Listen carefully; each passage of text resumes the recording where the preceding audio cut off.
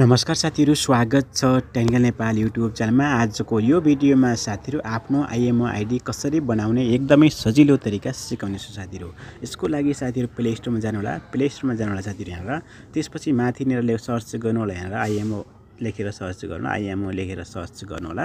Search गरिसकेपछि यसलाई download गर्नु होला साथीहरु। मेरो डाउनलोड छ, म यसलाई ओपन गरिहाल्छु। यसलाई ओपन गरिसकेपछि यहाँ तपाईले कहाँबाट खोल्दै हुन्छ, जस्तै म इन्डियाबाट खोल्दै छु। इन्डियाको नम्बर राख्छु। यहाँ कन्ट्री सेलेक्ट गर्नु होला साथीहरु। यहाँ तपाई कुन कन्ट्रीबाट खोल्दै हुन्छ, म जस्तै इन्डियाबाट खोल्दै छु। यसलाई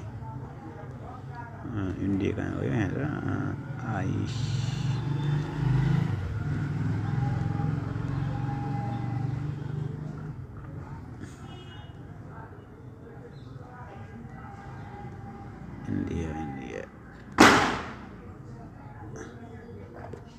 इन्डिया सर्च पनि गर्न सक्छु। यहाँबाट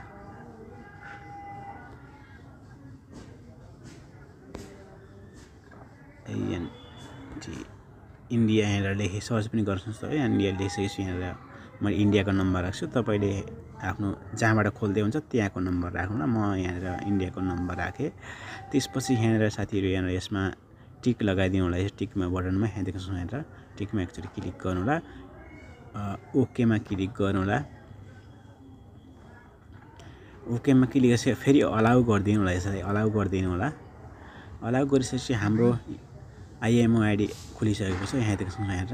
ल त साथीहरु, आजको भिडियो यति नै। अर्को नयाँ भिडियोमा फेरि भेटौँला। Okay, bye bye.